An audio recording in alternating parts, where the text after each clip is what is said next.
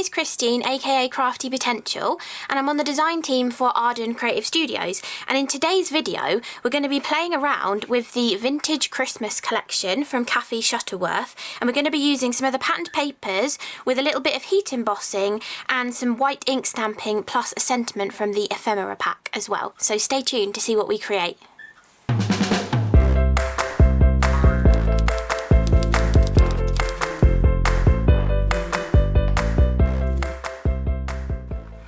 So the first thing I did in preparation for this card was flick through the 8x8 vintage Christmas paper pad and choose a paper that had a nice sort of just an overall coloured background. I could have chosen this one here. There's quite a few in this pad that would work really nicely for this, but I decided to go for this one that's got the Christmas trees along the bottom. I really love those poinsettias, so I didn't want to use the backing for that, so I decided to use this one. And I've actually been using the top portion of this card, so I've trimmed it down into 2 card fronts, and I still have this strip left which actually has the trees on it, so I can also utilise that for another project as well. So that's how I chose what paper I wanted to use. Then I thought that gold would go really nicely with this pinky, reddy, purpley colour scheme. So I've picked out the Wow Superfine Polished Gold Embossing Powder, and we're going to be using that along with this gorgeous snowflake from the stamp set. So I've put that onto an acrylic block. First of all, actually, we want to treat our patterned paper with some anti-static powder. A lot of embossing powders you don't need to use anti-static powder with anymore, but because, as we all do, flick through paper pads and touch our papers and look at them and everything, there's probably a load of my fingerprints all over this. So I'm going to use the anti-static powder just to make sure there are sort of no fingerprints remaining on here. Then I'm just going to get a piece of scrap paper, and we're going to take our beautiful snowflake stamp and our clear sticky ink, and we're going to stamp this 3 times onto our background. I think will look nice. So just going to ink that up really nicely, and I think I'm going to go for more of the open part of this stamp because it's got more sort of distressed detail on one side than the other. So I think I'm going to try and make that face into the card, and we can press this down nicely.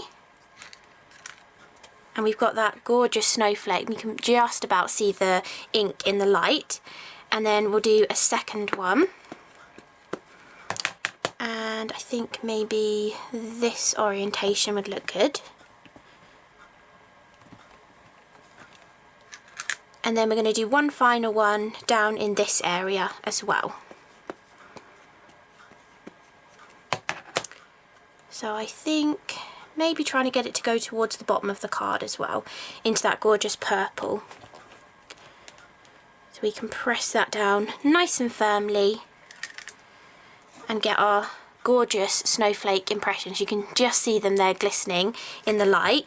Then we want to put on our polished gold embossing powder. I'm just going to flip the paper over because it'll have a little bit of ink on that side, and then we can take our embossing powder and add this all over these beautiful stamp designs.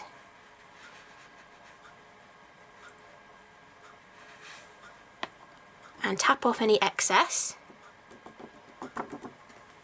Look how beautiful they are. I mean, it looks a little bit dingy at the moment because we haven't heat set it, but let's put the powder back in the pot, and then we're going to heat set these beautiful snowflakes. And I'm going to heat from behind as well. If you heat your embossing powder from behind, it gives you actually a smoother kind of finish to your embossing. I never really thought that that was a thing before, but it does actually make a difference. So if you've never tried heating from behind, give it a go because it does give a really beautiful look.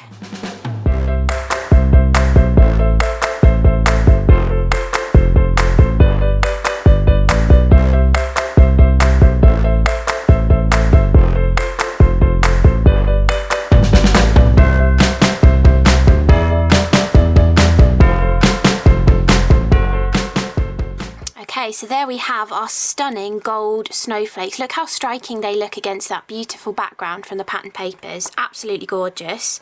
So, to add a sentiment to this, I'm thinking I'm either going to use this gorgeous Christmas word from the ephemera pack or this Season's Greetings one, because it goes quite nicely with the colours on this as well. I'm not sure which one yet, but either one of these has white on it. And I am going to put this on a white card blank, but I kind of want to balance a little bit more white on onto this background first. So I'm going to bring that scrap paper back in again, just so I'm not going to get ink on my mat.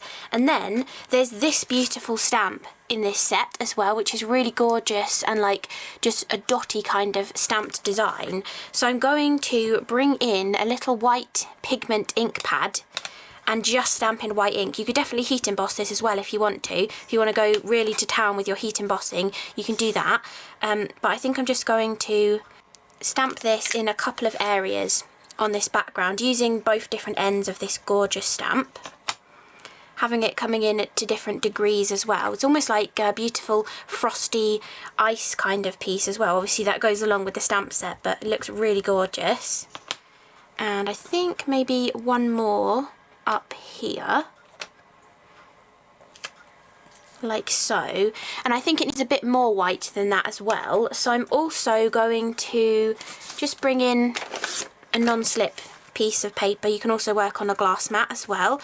I'm just going to squish out a little bit of my white ink pad. You can use white ink too, but as I've already got the white ink pad out, I might as well show you that you can splatter with a white ink pad too. So just put a little bit of ink out, a little bit of water, and then splatter this gently across the background, just to give a bit of extra. I feel like it really needs that white to kind of break it up a little, and you can also go over the snowflakes as well and just add a little bit of white on them too.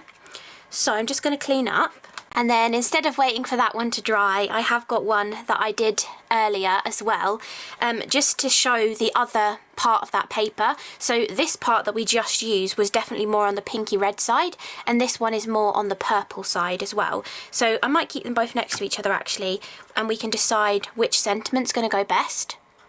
I think maybe the red Season's Greetings is going to go better on this card, and the one that I had already made, I think this gorgeous one is going to go really nicely on here.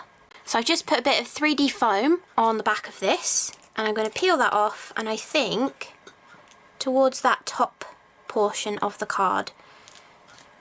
And then all we've got to do is add it to a card blank.